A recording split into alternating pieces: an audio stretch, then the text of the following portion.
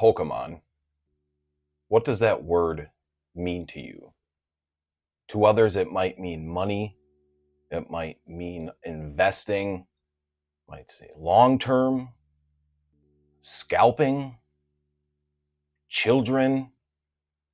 To me, when I first think of the word Pokemon, I think of collection, community, and art. Quick rundown on who I am and why I'm here. My name is Ricky. I tend to go by Fuzz Online and other various platforms, whether it be video games or forums.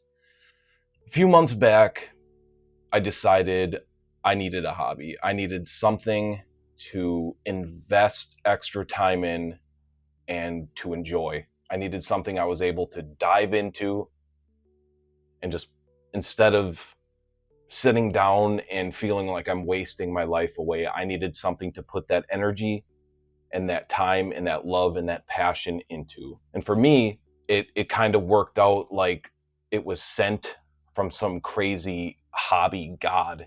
I was browsing YouTube and I came across I believe it was a vendor POV. It sparked interest just enough for me to start to look for other videos on the hobby. I started to find the big guys right off the bat, the Pokerev, the real Breaking Nate, who I do remember Nate from way back. I didn't recognize Pokerev. I didn't recognize many people besides Nate. And I started watching their content, and Nate kind of sparked something in me that made me realize that this hobby is as wholesome as I remember. I'm old enough to remember when Pokemon first came to the States. I was a child, and the craze was nuts. It was all over. We had a little hobby shop in the town next door, which you had to go to the corner of this little street, and there was a staircase that led to a lower part of it was essentially a basement for all TCGs and board games. I remember going there weekly to play in like weekly tournaments, and there was trade nights, and we'd buy. At the time, all I wanted was base packs. I think we were already to the point where maybe Jungle was out, but to me, that none of that mattered. I just wanted base set. I wanted that Charizard, and I never got it. But I enjoyed my time. The camaraderie, the community, the trading, the opening packs with other people, the age groups. I mean, I was probably 10 years old, 9, 10 years old, and there was kids younger than me, there was my age, there was teenagers, there was grown adults, way grown adults, and it was never weird. It was never a weird feeling when I was in there. No matter if you played an adult or a child, it was a wonderful time. And I got to a certain age where I believe it started to feel uncool to be a collector. And unfortunately, I got caught up in that wave. From that point on, I didn't know much about anything that happened after base set Fossil and base set 2, maybe. I still have my copy of Pokemon Red for Game Boy. I did play that every now and then throughout the years from boredom and stuff, but I never looked at the cards. I never saw what sets were what, who came out. So essentially, my knowledge of Pokemon is Gen 1 and maybe a little bit into Gen 2. So fast forward to a few months ago, as I stated, I got back into the hobby, and I figured this is something I want to start collecting. I want to do a binder. I would like to get back into the TCG, do some trade nights, do some little not like money making tournaments, but going to a store and on a random Thursday night, there's a Pokemon night where we, battle each other. We can trade, we can rip packs, maybe do pre-release parties. I quickly learned that even though I was used to the craze as a child, it was nothing compared to what it is now. I went to 3 different Walmarts, 2 in my city and 1 next to me. Nothing. Not a single card on the shelf. I started to figure out real quick that this is not easy.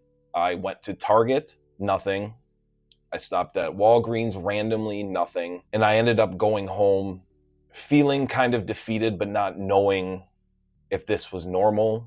So I did some investigation. I went online and I found a creator that I did follow through the Call of Duty days.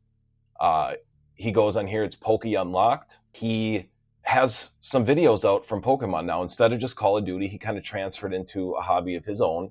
I flipped on one video of his and started watching, and the video was essentially how to find Pokemon cards in 2025. The first thing that he mentioned in that video was Dollar General. I have a Dollar General about a mile from my house, which is essentially the only thing where I live. In a tiny little village, there's a gas station and a Dollar General. I cruised over there, walked to the toy aisle where I'm guessing they would be, did a lap, found nothing. There was nothing. Kind of heartbroken, I started to walk out and I thought, I'll take another. Maybe there's some toys or like a plush or something I can grab and put on display. So I went back through the aisle, and on a lower level, I saw two boxes. It said 151 poster collection. And I was looking for maybe a toy or something to decorate, but I didn't necessarily think a poster was something I wanted to get into. So down on my luck, not feeling too hot about what's going on, I grabbed it to take a peek, and I quickly realized there was 3 packs in that box. Looked at the price, $15. 3 packs for $15. There was 2 boxes there. So I grabbed both of them. And when I went to pay, the woman up front, I think she asked me a question about it, and I just made a response like, yeah, these are pretty hard to find. I'm just getting back into it, but this is the first thing that I've been able to find. Crazy coincidence that it was 151. Nostalgia hits very hard. And once I paid and the payment was through, she bagged it up for me. She handed it to me. And as I turned around to walk out, she said, "We do also have these." Behind the register is a couple hanger slots. And I saw Trick or Trade, which I didn't know what those were at the time, but they seemed not promotional, but seasonal. And I knew that, okay, if it's a seasonal product and there's a bunch on that shelf, it's probably not something that I'm quite interested in at this moment. But then I saw about, I would say, 70 sleeved boosters of Paradox Rift. Not knowing why those were there or completely what they were, I drove the mile back to my house. I set the 2 boxes down. I started to sit and think, what am I doing here? Where are we going? I thought, it's been hard enough finding this stuff. I'm going to rip one of these boxes and I'm going to keep the other one for hopefully a bigger rip when I'm able to get more product. I opened that box. I found the first holo I pulled was the rare holo Ditto. And if any of you know what I'm talking about, it's a very, very cute card. And that just instilled something in me where I'm like, okay, I didn't even open the other 2 packs. I drove back to the Dollar General, and I think I bought 15 of the Paradox Rift packs. I went through the rest of the 151, and I believe I got a Pikachu full art and maybe something else. But I was happy I found something. Fast forward, it hasn't gotten any better. Black Bolt White Flare seems to have overloaded with product as far as different items and UPCs. You have the Black Bolt ETB, you have the White Flare ETB, you have the binder collection of each, you have the Victini illustration collection, you have the poster collection, you have the mini tins. I might be missing stuff, but there's a lot for that product. Destined Rivals wasn't a great drop either. Destined Rivals was the first set that I was officially back collecting in. I still, to this day, the most that I've found on the shelves have been sleeved boosters.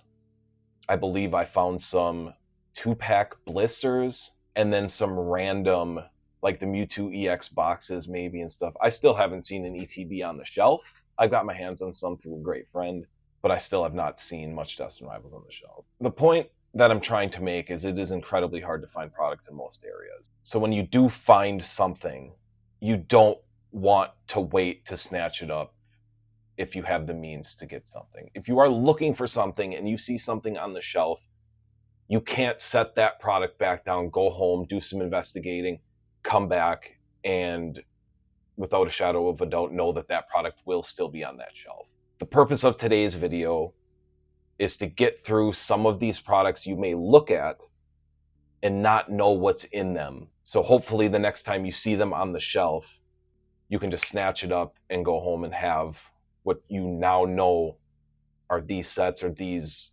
packs and what's in these boxes. So the first tin we're going to get into is this Miraidon EX tin. Top pops right off. Like most Pokemon products I've seen to find since I've been back in the hobby, there is a crazy amount of junk inside these. And I don't mean the product, I mean a whole lot of plastic. This is your Miraidon EX Black Star promo. And then inside, your 5 booster packs. You got Paldea Evolved, 1 Scarlet Violet base, a Sword and Shield Silver Tempest, and a Sword and Shield Brilliant Stars. We'll start off with the Scarlet Violet base. A lot of cute cards in this set. It is not highly sought after, the set in general, but there is a lot of cool stuff to collect in this set. So having 1 pack, we'll see what we can get here. We got our Energy, got a Spupa, Metatite, Energy Search, we got our Grimer, Bombardier, got our Hypno, Beach Court, an Oinkologne on the reverse. Ooh, like I said, beautiful Ralts full art. That is a beautiful card. Can we do 2? And a Pawmot on the rare. We're going to sleeve this up immediately. Beautiful card. 1 pack, 1 hit, on to the next. Pack number 2, we're getting into Paldea Evolved. Again, a set with quite a few chases in it. If I'm not mistaken, I believe Paldea Evolved is the set with the highly sought after Magikarp. Again, beautiful card, cool artwork. A lot of other cool cards though. There's so many cool cards in these sets that aren't just the big hit. Got our Energy, our Girafrig, our Tropius, Great Ball, Hoppip, Ice Goo, got our Iono trainer card, Knuckle Stack, Shark Cadet reverse, Pikachu reverse, and a Veluza on the rare. So many cool cards in these sets, especially when you're coming back from having so much to go through. So many sets. Obviously, the older ones are out of reach unless you have a ton of disposable income. But stuff like this, I guess I didn't say that, but these tins retail for around $24.99. I think the 6-pack are $29.99 and the 5-pack are $24.99. So it is affordable. If you're looking for packs to rip, they are very affordable. Especially in today's game where market prices on things, I don't even like using that word. It's crazy because just having like a predetermined number, not predetermined, I guess, but like you can go right now onto eBay and look at Black Bolt, White Flare booster bundles, and they're on pre-order sales for $55-$60. They haven't even come out yet. They're $26.94 retail, and you're paying over double. A different video for a different day, I guess. Got our Energy, our Slackoth, Wattrel, Fuecoco, got a Bramblin, Fletchinder, Toxicroak, Oranguru, Cigaro, a Tinkatuff on the reverse, and we got a Paldean Clodsire EX for the hit. That deserves a sleeve. Boom. 2 for 3. I'll take it. I'm really excited to get some cards and get back into the TCG. I'm really excited to play this again. Obviously not competitively, not for money, just as a hobby, something to do. I believe Sword and Shield is 1, 2, 3, and 4 to the front. Yep. And we have our energy card, Executor, Friends and Galar, Weevil, Carablast, Clefairy, that one's going into the PC, Cherubi, Sock, Corphish, got an Alcremie on the reverse, and a Kling Clang on the rare non-hollow. And then for our last pack in tin number 1 is a Sword and Shield Silver Tempest.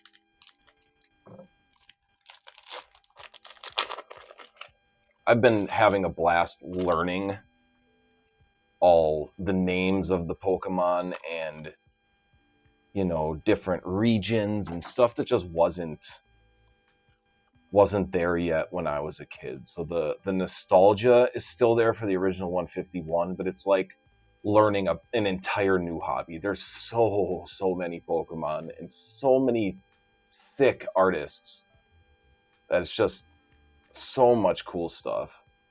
Got our energy, got a Clang, we got a Claydol, Worker, Fungus, Elgium, Zubat, Solosis, Krogunk, Primordial Altar on the reverse, and a Superior V-Star as the hit. Look at that centering, is rough. But that is a beautiful card, and that's getting sleeved immediately.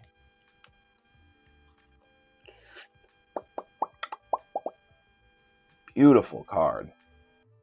Unfortunately, my microphone died at the end of tin 1. So I got tin 2 opened, and the second tin looks like we have 2 Twilight Masquerade packs, a Paradox Rift, 2 Temporal Forces, and an Obsidian Flames. We also got these 2 coins. Pretty shiny, pretty sick. We will start pack of Paradox Rift.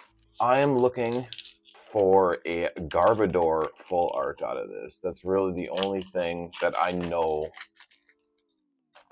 that I want from Paradox Rift. Besides that, I'm sure there's a lot of other cool things we can get to it. My chase for this set as of right now is the Garbodor full art. So let's see what they bring. We got our energy, got our Zubat, Natu, Purloin, Mindfu, Durant, Slitherwing, Ferrothorn, Onyx Reverse, Flittle Reverse, and a Groudon Rare. Keep trucking here. We got Twilight Masquerade. First pack of the 2. This tin also did come with a mini portfolio binder. Probably enough for about, I don't know, 20 cards or so. Maybe more, maybe not. Just enough to open this tin up and to store your hits in. Water Energy, I got a Varoom, Luxio, Goldeen, Dreepy, Handheld Fan, Morpeko, Conkeldurr, Phoebus on the reverse. Ooh. Look at that beautiful card. Infernape. That is a beautiful, beautiful card. Can we do 2 in a row? And an Iron Leaves, a rare hollow. That deserves an immediate sleeve. We're going to hit that up. Bing, bang, boom, pow. Right into the sleeve. Beautiful artwork. Beautiful card. Add to the hit pile. Twilight Masquerade, number 2. I haven't opened a lot of Twilight Masquerade. I'm not exactly sure when it came out, but I haven't seen any of it in stores besides in products like this, where it comes in a random tin or maybe a 2-pack blister or something. Got our Grass Energy, Chimecho, Chimchar, Whirlipede, Crawdaunt, Love Ball. Search your deck for a Pokemon with the same name as one of your opponent's Pokemon in play. Reveal it and put it into your hand, then shuffle your deck. Interesting card. Glamora. Really like that artwork on there. Ariados. Pair in reverse. Timber reverse. And an Okie Dogie rare holo. Into Temporal Force. Well, should we do... Yeah, let's do Obsidian Flames and then into the 2 Temporal Forces. The only pack of Obsidian Flames in the tin. I will put a picture, because of the mic situation, I know I didn't show the tin, but I will put a picture of the tin up on screen now so that you will know what tin this is when you're in store.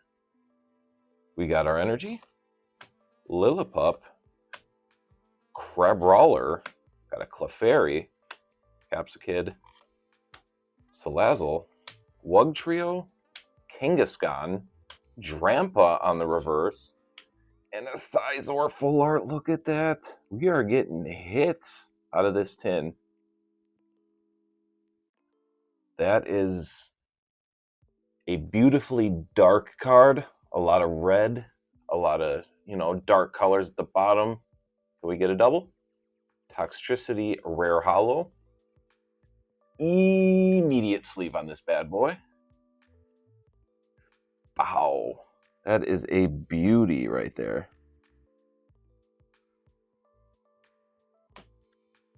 Into Temporal Forces number 1. It is, like I've said earlier, I can't stop saying it.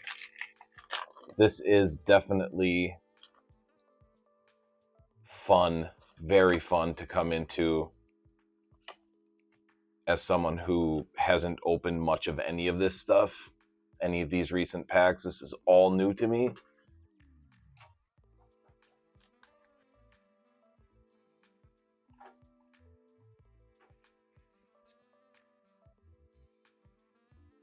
So I've been having an absolute blast with that. We got our Psychic Energy, Deerling, Pidove, Pineco, Mawile, Ancient Booster Energy Capsule, Rapidash, Boltund, Roselia Reverse, Sandy Shocks, Ancient on the reverse, and a Meg Cargo on the rare holo.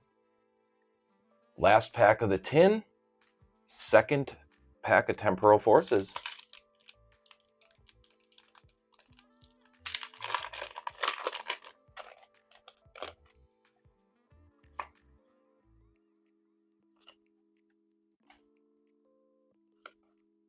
Let's see if we can end this tin off with a bang. Water Energy, Croconaw, Licky Licky, Metang, Carkle, Screamtail, Zeraora, Iron Valiant. We got a Duosion on the reverse, and a Cutie Fly full art.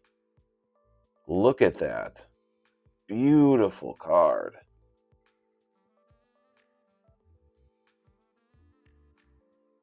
Absolutely beautiful card. Roaring Moon on the holo rare. That deserves